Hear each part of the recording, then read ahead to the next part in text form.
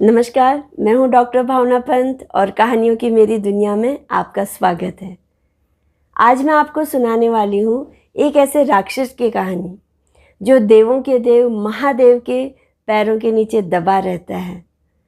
आमतौर पर लोगों का ध्यान भी उसकी तरफ नहीं जाता, इसलिए उसकी कहानी भी अधिकांश लोगों को नहीं पता। लेकिन ध्यान से सुनिएगा, इस कहानी का हमारे जीवन में बड़ा प्रतीकात्मक महत्व है। यह कहानी है अपस्मार नाम के राक्षस की। राक्षस लोग बड़े ऊंचे ऊंचे होते थे, खूंखार, डरावने, लेकिन अपस्मार राक्षस छोटा सा था, बौना सा, छोटा सा। बरसों की तपस्या के बाद इसने ब्रह्मा जी से वरदान पा लिया कि मैं चाहूँ तो किसी की भी स्मृतियों को अपने वश में कर लूँ, उसकी यादों का अपहरण कर लूँ।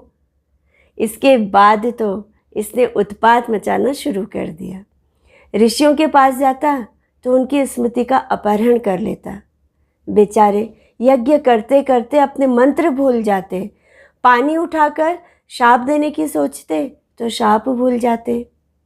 राजा की स्मृति का अपहरण कर लेता तो दरबार में अदालत लगाकर बैठा राजा यह भूल जाता कि उसे किसको क्या दंड सुनाना है।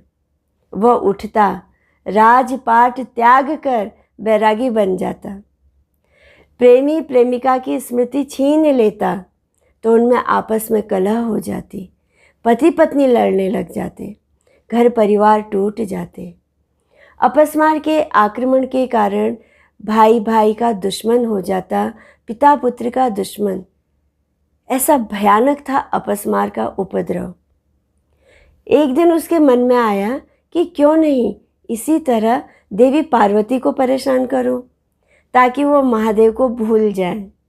उसने मंत्र पढ़ा और देवी पार्वती की स्मृतियों पर आक्रमण कर दिया। देवी के मन में कुछ न कुछ उमड़ घुमड़ होने लगा था। वो सोच में पड़ गई, यह उनके साथ क्या हो रहा है।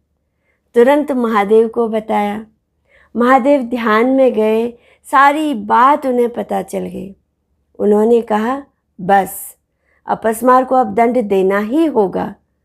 वह अपस्मार की गुफा में गए और डम डम डम डम डम डम डमरू बजाना शुरू कर दिया। अपस्मार से वो रौद्र आवाज़ सहन नहीं हो पाई, लेकिन महादेव क्रोध में आ चुके थे। कोई राक्षस देवी पार्वती पर मानसिक हमला करे और महादेव इस बात को सहन कर ले, यह कैसे हो सकता था। उन्होंने डमरू बजाते हुए अपना तांडव नृत्य शुरू कर दिया। अपस्मार को समझ में आ गया कि आज उसकी खैर नहीं है। वह गुफा में ही छिपने की कोशिश करने लगा, लेकिन उस गुफा में इतनी जगह ही नहीं है। वह एक कोने में दुबक गया। नाचते हुए महादेव वहाँ पहुँचे और उन्होंने अपने पैर से अपस्मार को दबा दिया।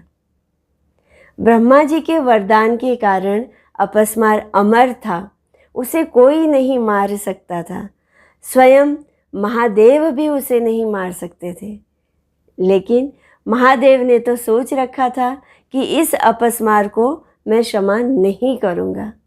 बस नृत्य करते महादेव ने स्वयं को नटराज रूप में ढाल लिया और अपस्मार के ऊपर पैर रखकर खड़े हो गए।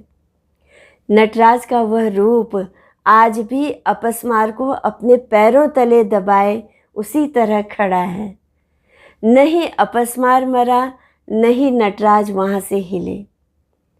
आप नटराज की कोई मूर्ति या चित्र देख लीजिए, उसमें उनके पैरों तले बच्चे जैसा दिखने वाला बौना अपस्मार आज भी दबा हुआ दिखाई पड़ता है। यह तो हो गई पौराणिक कहानी। अब सुनिए इसका प्रतीकात्मक अर्थ।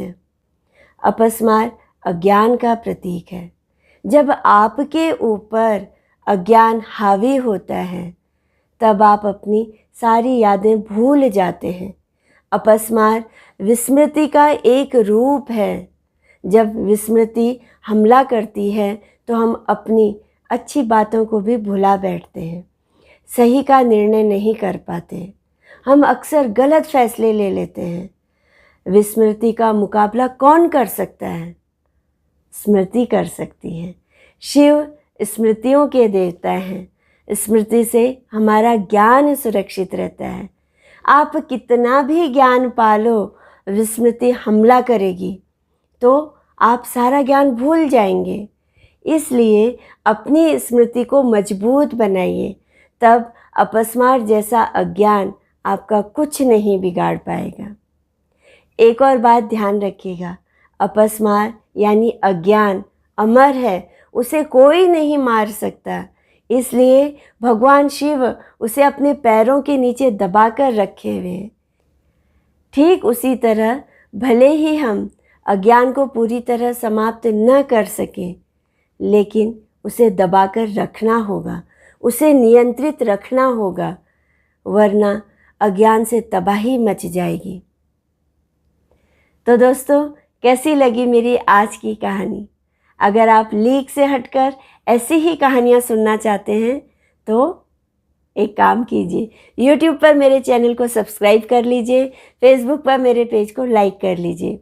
दोनों का लिंक इस वीडियो के डिस्क्रिप्शन में है। तो मैं डॉक्टर भावना पंत अब आपसे आज्ञा लेती हूँ। नमस्कार।